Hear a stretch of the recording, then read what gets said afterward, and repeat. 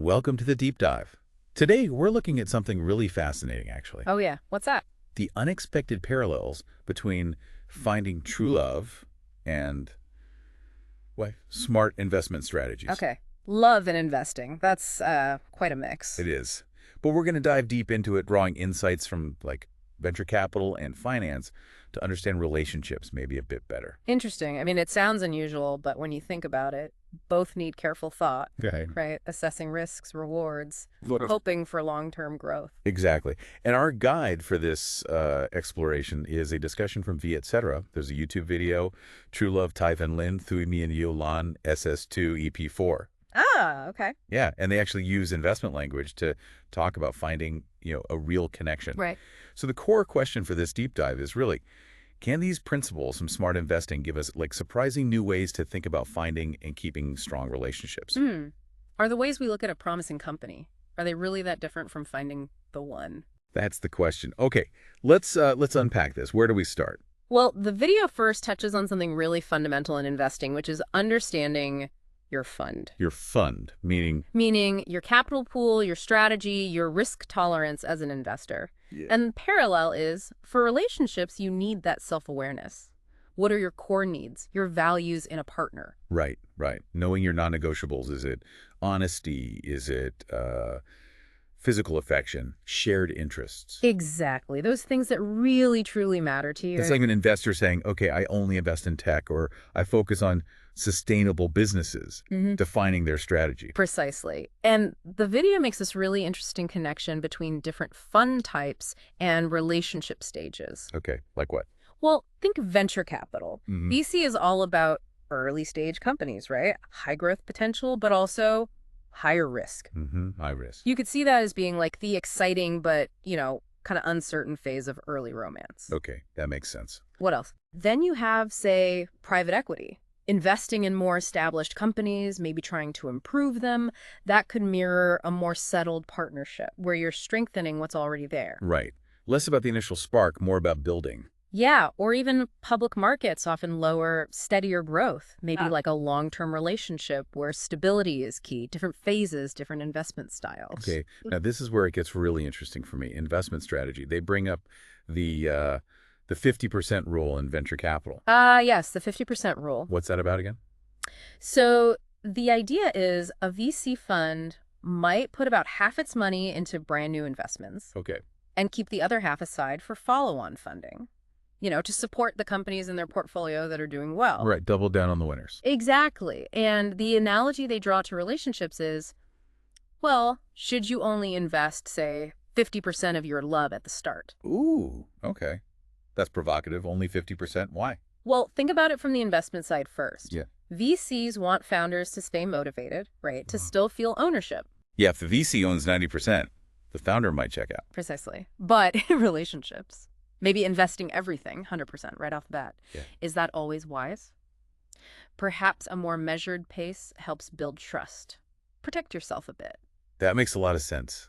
Because, when you feel that connection, you often want to give 100%, you want 100% back immediately. Of course, it's natural.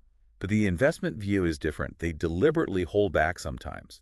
So could demanding too much emotional equity too soon, could that actually, stifle the relationship's growth? That's the insight, I think. Giving it room to breathe, letting both people keep their own identities, their own space alongside the connection. Maybe that's a healthier foundation. Okay. Makes you think. What's next? Due diligence. Yes, due diligence. Investors research companies deeply, right? Finances, market, team. They kick the tires. Exactly. And they bring more than just cash expertise, network, value add. The video compares this brilliantly to what a partner should bring. It's not just about affection. Right. Affection isn't enough on its own. No. They mention unrequited love as an example. Just because someone likes you doesn't mean they're a good partner for you. There needs to be more. So what's the research phase in dating look like then? Is it asking tough questions, watching how they handle stress? Could be all of that. Understanding their values, their goals, how they deal with challenges. Can you actually navigate life's ups and downs together? That's kind of the core of relationship due diligence, isn't it? Yeah, the volatility of life. Can you weather that together? Oh, exactly. Okay, but what about just the spark? That feeling that makes you want to invest time in the first place? They talk about a minimum viable investment in finance, What's the dating version? It's that initial pull, isn't it? That gut feeling. Something that says, okay, this person, there might be something here worth exploring. Worth putting some emotional energy into. Yes, that compelling sense of connection. Okay, now a classic investment idea. Diversification. Mhm. VCs invest in lots of companies knowing some will fail. The portfolio approach. Can we really apply that to dating? Meeting lots of people, knowing most won't work out. It sounds a bit cold. It does sound a bit clinical, maybe. But let's unpack the underlying idea. People aren't stocks, obviously. But maybe it speaks to not getting hyper-focused on one person too early. Keeping perspective. Yeah, and the video also mentions being open to different investment opportunities, people you might not normally consider. Like trying different types of movies. They use that analogy. Exactly. You might stick to comedies, but maybe try a documentary or a thriller. And you might find something amazing you'd have otherwise missed. Yeah. So be open to dating different types of people. That's the idea. Broaden your horizons. Just like a diversified portfolio handles market swings better, maybe a broader social approach gives you resilience. Interesting take. And then there are the unicorns. Yeah, the unicorns. Those super rare billion-dollar startups. So is true love like finding a unicorn? Rare, amazing, maybe a bit mythical. Well, the video kind of presents it that way, potentially rare, an extraordinary find. And the key takeaway is keep an open mind. Because if you're only looking for your exact idea of a unicorn, Yeah. you might miss something truly special that looks a little different at first glance. Applies to investing, applies to love. Let's talk risk then. High-risk investments, like startups. Potentially high returns, but also high chance of crashing and burning. Totally. How does that map to relationships? Long distance, maybe. That's a great example the video uses. You have this short, super intense connection, massive initial return. Yeah, feels amazing. But then you face the distance. The risk of it not surviving goes way up. Okay, and lower risk, like investing in a big, stable company. Lower, maybe more predictable returns. The analogy could be relationships formed later in life. Maybe people are more settled, less drama. More stable, perhaps less intense passion. Potentially. It's a different risk-reward profile. And sometimes, even within a relationship, people have different risk appetite. Oh, yeah. One person feels secure, stable, Mm-hmm. low risk, while the other's going through huge changes, feeling more uncertain, higher perceived risk. That mismatch in expectations, Mm-hmm. that can cause problems. Absolutely. It really highlights why communication about where you both are, what you both need, is so vital. Understanding those different risk feelings. Okay, so say we've made the investment, we're navigating the risks. Mm. What about the payoff? The dividends in finance? Regular payouts. Yeah, what are the relationship dividends? What are they? It's a great analogy. The video suggests they're those consistent expressions of love and support, the daily stuff. Like the 5 love languages? Exactly. Words, acts of service, gifts, quality time, touch. Those are the ways the dividends get paid out. And just like a company needs to pay dividends in a way shareholders value. Your partner needs to express love in a way that you feel that resonates with your love language. Which is why mismatched languages can be such a problem. Someone's paying dividends in a currency you don't understand or value. Precisely. It feels like you're getting nothing, even if they think they're giving a lot. The video asks, what happens when the company, your partner, consistently can't pay those dividends in a way you need? Leads to dissatisfaction, resentment. Emotional bankruptcy, potentially, if that disconnect persists. Wow. Okay, so underpinning all this investment, all these dividends, what are the absolute essentials? The video points to 3 pillars, crucial in both finance and love: commitment, trust, and patience. The cornerstones. Makes sense. You need commitment to stick through the ups and downs, the market swings, the tough times. Yeah.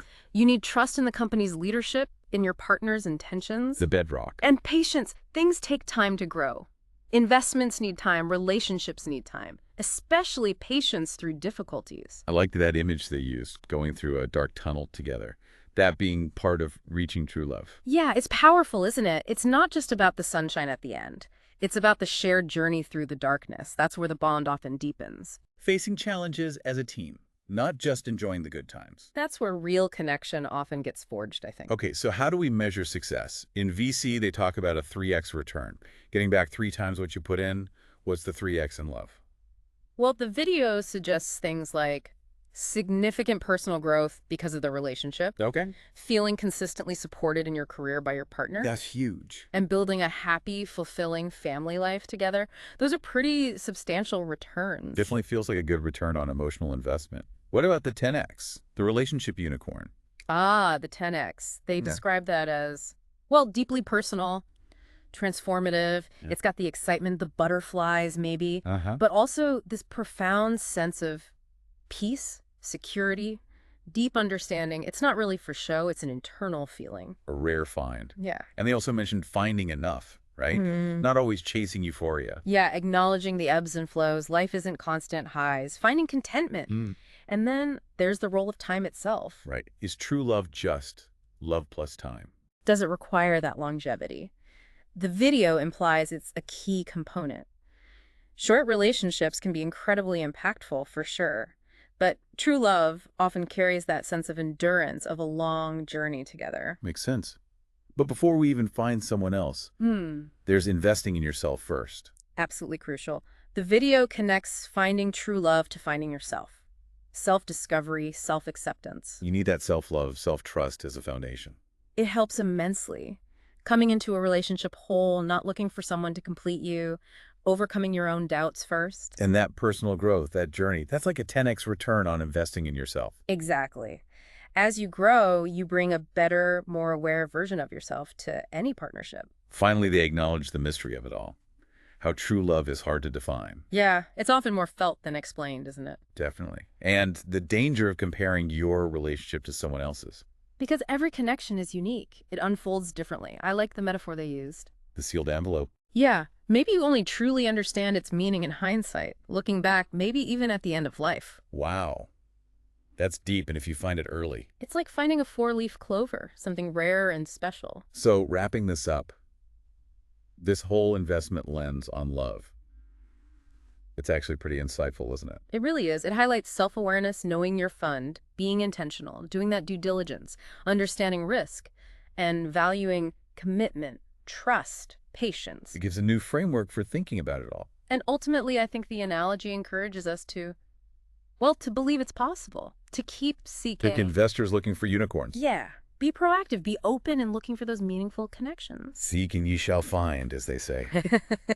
So to you listening, we wish you the very best in your own investment journey in love. Be bold, be open-hearted. You never know what amazing returns might be out there. Absolutely. Thanks for taking this deep dive with us.